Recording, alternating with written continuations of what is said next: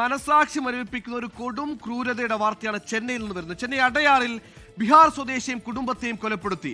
യുവാവിനെയും ഭാര്യയും 2 വയസ്സുള്ള കുഞ്ഞിനെയുമാണ് നരാധമക്കൂട്ടം ഇല്ലാതാക്കിയത്. യുവാവിനെ ആദ്യം കൊല്ലപ്പെട്ട നിലയിൽ കണ്ടെത്തിയത്. പ്രതികളെ ചോദ്യം ചെയ്തതെന്ന് കൂട്ടക്കൊലപാതകത്തിന്റെ ചുരുളാണ് അഴിഞ്ഞത്.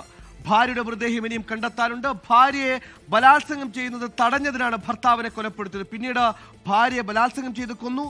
ബാക്കിയുണ്ടായിരുന്ന ഏക മകളെ 2 വയസ്സുകാരെയും ഈ അധമക്കൂട്ടം കൊന്നില്ലാതാക്കി.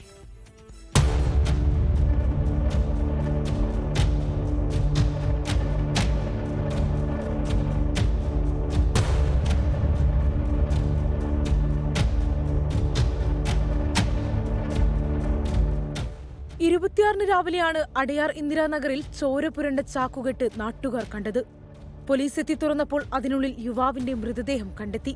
സിസിടിവി ദൃശ്യങ്ങൾ കേന്ദ്രീകരിച്ച് നടത്തിയ പരിശോധനയിൽ 5 പ്രതികളെ പിടികൂടി. എല്ലാവരും ബീഹാർ സ്വദേശികൾ.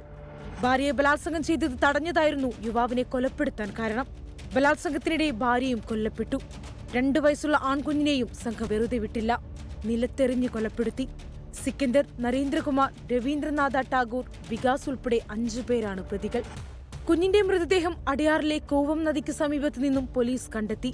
ഭാര്യയുടെ മൃതദേഹത്തിനായി പെരുങ്കുടി മാലിന്യ കേന്ദ്രത്തിൽ തിരച്ചിൽ തുടരുകയാണ്. 1 മാസം മുൻപാണ് യുവാവ് കുടുംബവുമൊത്ത് ചെന്നൈയിൽ ജോലിക്കായി എത്തിയത്.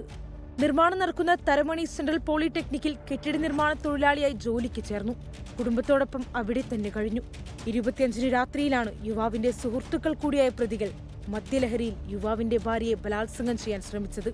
അത് തടഞ്ഞതാണ് കൂട്ടക്കൊലപാതകത്തിലേക്ക് നയിച്ചത്. 24 ചെന്നൈ. ലോകത്തെവിടെയായാലും ഏത് സമയത്തും 24 വാർത്തകളും ഓഗ്മെന്റഡ് റിയാലിറ്റി പാക്കേജുകളും എക്സ്പ്ലെയിനറുകളും വിശദമായി കാണാൻ ഞങ്ങളുടെ യൂട്യൂബ് ചാനൽ നിങ്ങൾക്ക് സബ്സ്ക്രൈബ് ചെയ്യാം.